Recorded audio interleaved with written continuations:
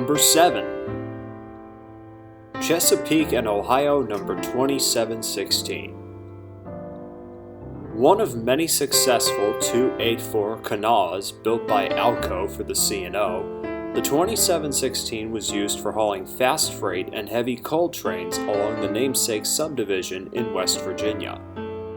Retired from service in 1956, the locomotive was sold to the Kentucky Railway Museum for display 3 years later.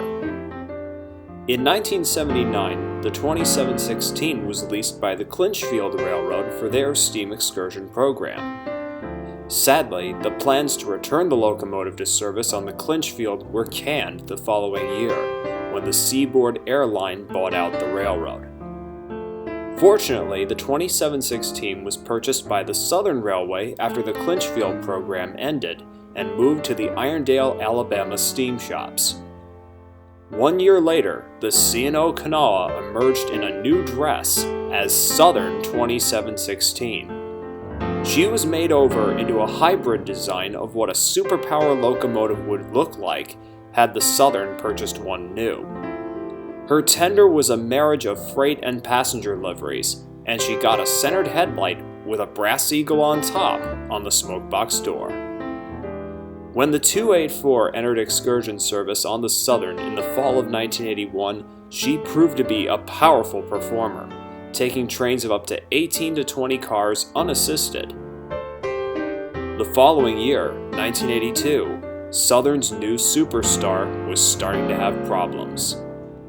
The 2716 developed cracks in her firebox which dampened her performance, both figuratively and literally. By that autumn, the Kanawha was sidelined, and Nickel Plate Road 765 was called in as a replacement. Following the merger of the Southern Railway into the current Norfolk Southern, she was retired in favor of Norfolk & Western locomotives 611 and 1218. The story of 2716 doesn't end there though. In the early 1990s, she was leased by the Fort Wayne Railroad Historical Society to be a running mate to Nickel Plate Road 765. The Fort Wayne crew solved the firebox problems and put the C&O locomotive to work on a few excursions out of Logansport, Indiana in 1996. Unfortunately, the newfound stardom wasn't to last, as it was found 2716's flues were close to expiring. At this point, the Fort Wayne group had to decide what to do with both of their 284s. They could either do a full rebuild of the 765 and get a like-new locomotive out of it, or install new flues in 2716 and keep her running. In the end, the decision to rebuild 765 was the best course of action for the Fort Wayne Railroad Historical Society. The 2716 was shipped home to the Kentucky Railway Museum, where she is currently on static display. Whether or not she'll run again is up for debate, but despite her roller coaster career, this Kanawha has certainly made many good memories for all who have seen her. Number 6. Savannah and Atlanta number 750. Another Southern Steam Program star, the 750 was originally built for the Florida East Coast Railway in 1910 by Alco. The locomotive was sold off in 1935 to the Savannah and Atlanta Railroad after a major hurricane wiped out the Florida East Coast rail line serving the Florida Keys. After the locomotive's retirement from the S&A in 1962, the railroad's president, Charles Gay, donated the 750 to the Atlanta chapter of the National Railway Historical Society. 2 years after her donation to the Atlanta chapter, the sprightly Little Pacific was put in charge of a special excursion to commemorate the 100th anniversary of the Battle of Jonesboro, Georgia, operated by the Southern Railway. After the success of the Jonesboro trips, the railway hired out the 750 for more public relations excursions. From that point on, the locomotive became part of the new Southern Steam Program, running excursion trains all over the system. The Little Ballerina, as Bill Purdy's wife Sarah affectionately called 750, served Southern's program well until she was retired in the mid-1980s. Her excursion career wasn't quite over, as she ran a few more years for the state-sponsored New Georgia Railroad out of Atlanta. However, number 750's time was cut short in the late 1980s when it was found that she needed firebox repairs which were deemed too expensive. Today, the fleet-footed engine enjoys a quiet retirement at the Southeastern Railway Museum in Duluth, Georgia. Number 5. The Reading T1 484s.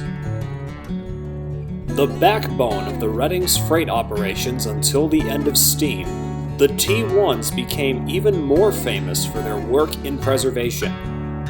4 locomotives, the 2101, 2102, 2124, and the prototype engine, number 2100, were preserved for excursions by the Reading.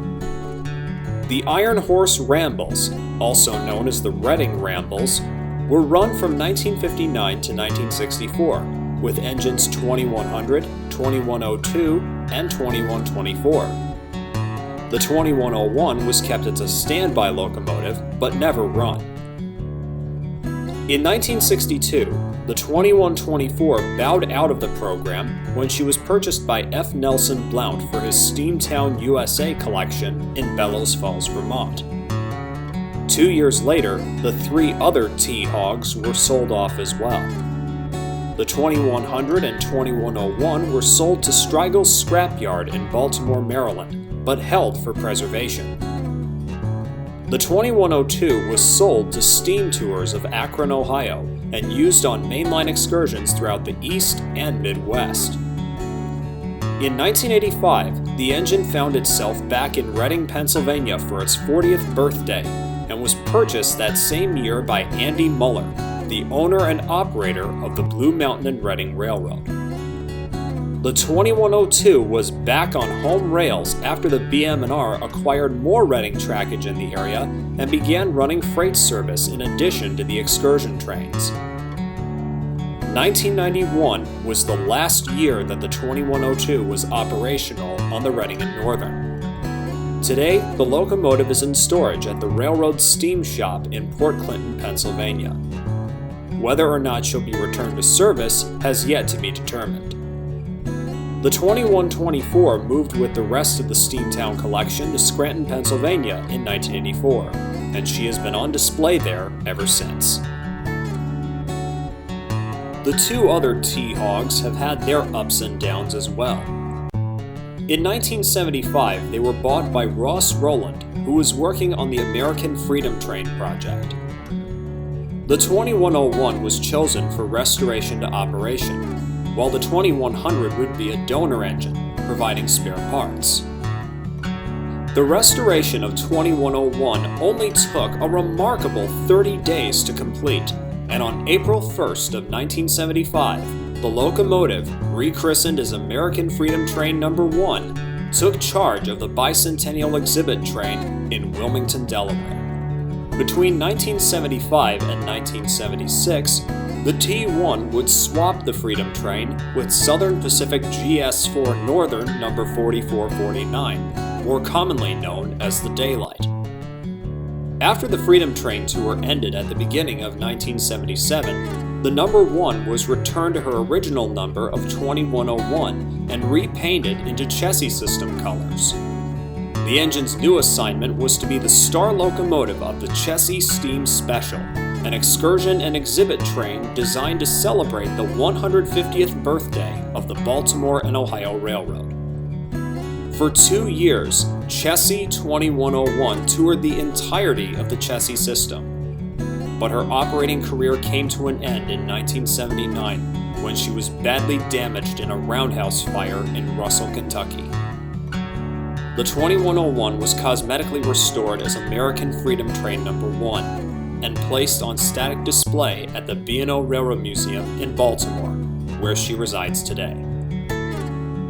The prototype engine, No. 2100, had an even stranger story, as she spent more time out of service than she did under steam. After sitting in Strigel's scrapyard for several years, the locomotive was moved to Hagerstown, Maryland for restoration. For a short time in the 1980s, she was owned by Richard Kuhn, the owner and CEO of Lionel Trains. Kuhn's ownership of 2100 didn't last for too long, and the engine was soon sold to Thomas Paine, who moved it to St. Thomas, Ontario, Canada, and converted it to oil firing. An attempt to operate excursions with 2100 in Canada fell through in the early 21st century, and in 2007, the engine was moved to Washington State. For only a year, the 2100 ran some excursions on the short-lived Golden Pacific Railroad in Tacoma, before being placed again in dead storage. But fortunately, the engine will not be silent for long. A new project called Fire Up 2100 was launched in early 2015 to return the engine to service.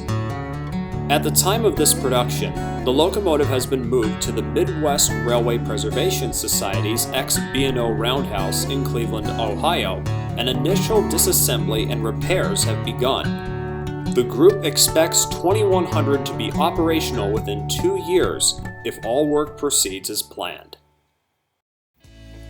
Number 4. Chesapeake and Ohio, number 614. The sole survivor of the C&O's J3A class of 484 Northerns, the 614 was built in October of 1948 by the Lima Locomotive Works of Lima, Ohio. This made her one of the last steam locomotives made by Lima before they merged with the Hamilton Corporation to begin making diesel locomotives. After only 7 years in revenue service, the 614 was retired in favor of diesels and placed in storage in Russell, Kentucky. In 1975, the locomotive was moved to the B&O Railroad Museum for static display. 4 years later, her fortunes were to change when Ross Rowland acquired the locomotive. She was traded in exchange for Reading 2101, which was damaged in the 1979 roundhouse fire mentioned earlier. Only 1 year after the trade was complete, the 614 was back under steam and ready to pull the Chessie Safety Express, a new rolling exhibit train designed to educate the public about grade crossing safety. Following the end of the system-wide tour in 1981, number 614 was placed in storage in Hagerstown, Maryland for 4 years until the next return to service came along. In late 1984, the locomotive was rebuilt and fitted with multiple sensors and scientific equipment for Ross Rowland's new project, the ACE 3000 steam locomotive. The ACE 3000 was the brainchild of Ross Rowland's new company, American Coal Enterprises, along with the initiative of building a new coal-fired locomotive to reduce dependence on foreign oil. For the entire month of January 1985, the 614T, with the T denoting test engine, pulled loaded and empty coal trains along the New River Gorge from Huntington to Hinton, West Virginia and back, providing data to be used to design the ACE 3000.